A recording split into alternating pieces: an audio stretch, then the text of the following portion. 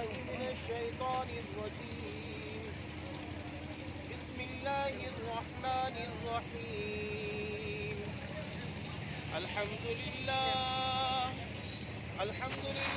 نحمده ونستعينه ونستغفره ونؤمن به ونتوكل عليه ونعوذ بالله من شرور أنفسنا ومن سيئات أعمالنا. من يهده الله فلا مضل له ومن يضلله فلا هادي له.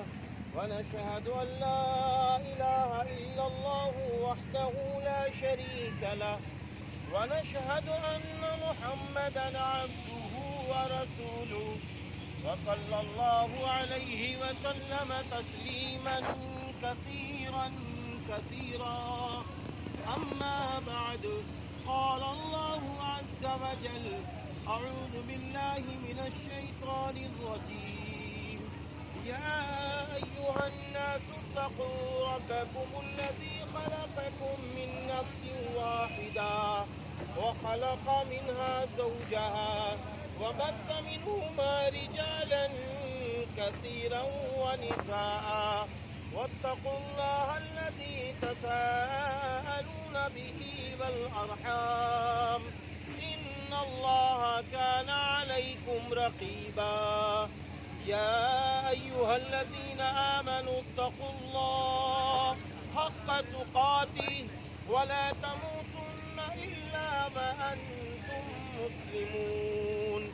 يا أيها الذين آمنوا اتقوا الله وقولوا قولا سديدا يصلح لكم أعمالكم ويغفر لكم ذنوبكم ومن يطع الله ورسوله فقد فاز فوزا عظيما. صدق الله العظيم.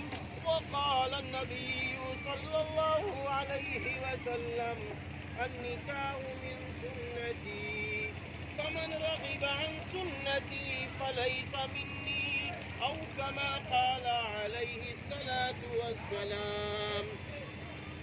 محترم حضرات، نکاح کے موقع پر خطبے کا پڑھنا اور کلام اللہ کی وہ آیتیں جو میں نے 3 پڑھی ہیں اس کا پڑھنا اور چند ارشاد نبی صلی اللہ علیہ وسلم کا پیش کرنا سنت ہے.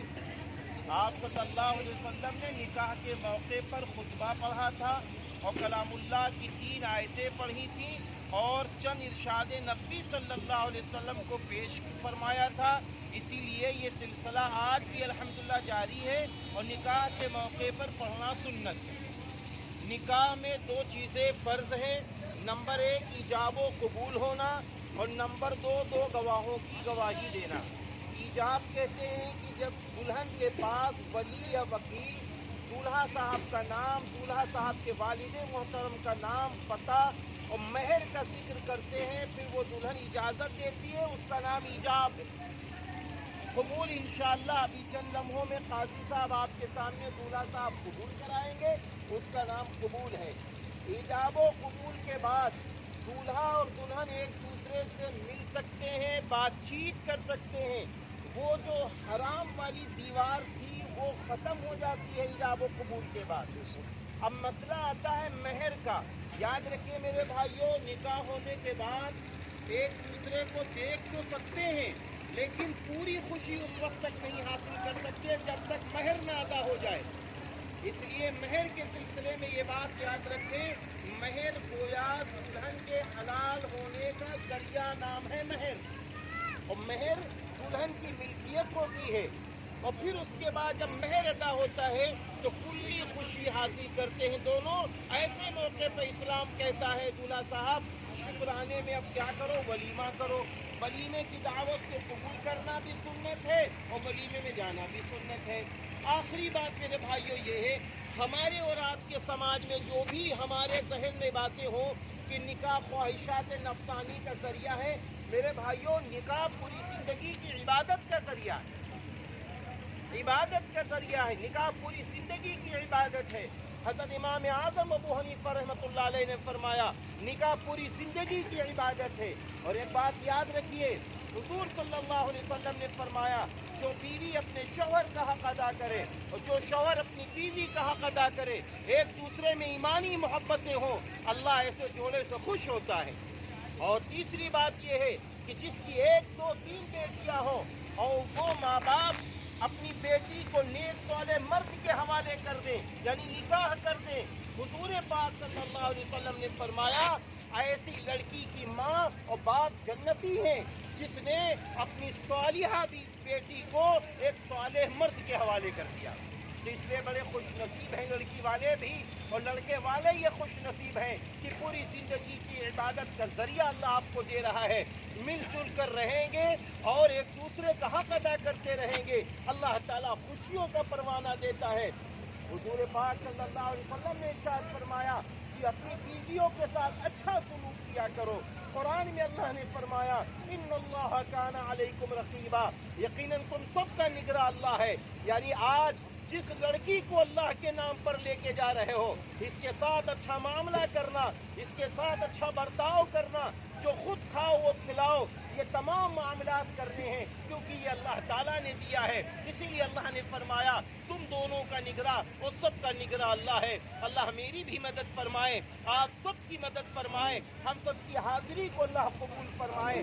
آج بے انتہائی خوشی ہوئی، ہم ضرور کہیں گے ہم یہ نہیں دیکھتے ہیں کتنے کام ہیں، لیکن جو کام اچھا ہوتا ہے اس کی تائید کرنی چاہیے۔ آج ابھی دولہا صاحب کو استنجے کی حاجت ہوئی، اس کے بعد دولہا صاحب نے وضو کیا، کیونکہ دولہا صاحب کے دل میں یہ بات ہے کہ آج ہم ایک عبادت کا ذریعہ، ایک بہت بڑی ذمہ داری قبول کرنے جا رہے ہیں، تو کیوں نہ ہم پاک و صاف ہو کر ذمہ داری قبول کریں۔ لہٰذا میں تہہ دل سے دولہا صاحب کی اس فکر کو مبارکبادی دیتا ہوں کہ ایک اچھی فکر ہے، انشاءاللہ یہ رشتہ اچھا چلے گا۔ وما علینا الا البلاغ۔ آپ بھی آ جائیے، وہ کہاں یہ گواہ ہمارے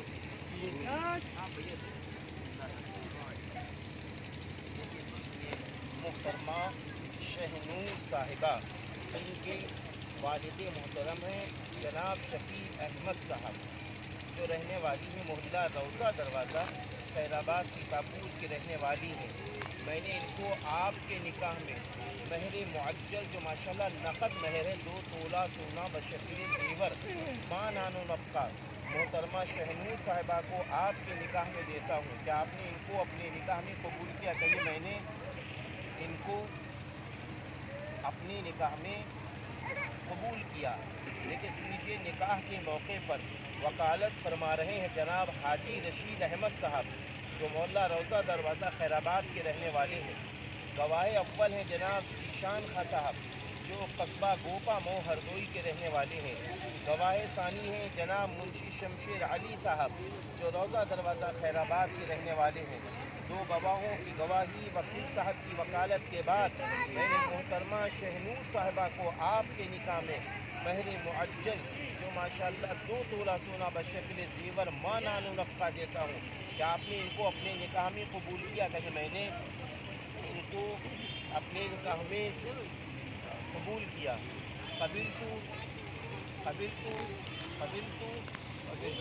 سن لیا جی صاحب؟ جی۔ اللہم صلی علی محمد وعلی آل محمد کما صلیت علی ابراہیم وعلی آل ابراہیم انکا حمید مجید۔ اللہم ربنا آتنا فی الدنیا حسنہ وفی الآخرۃ حسنہ وقنا عذاب النار۔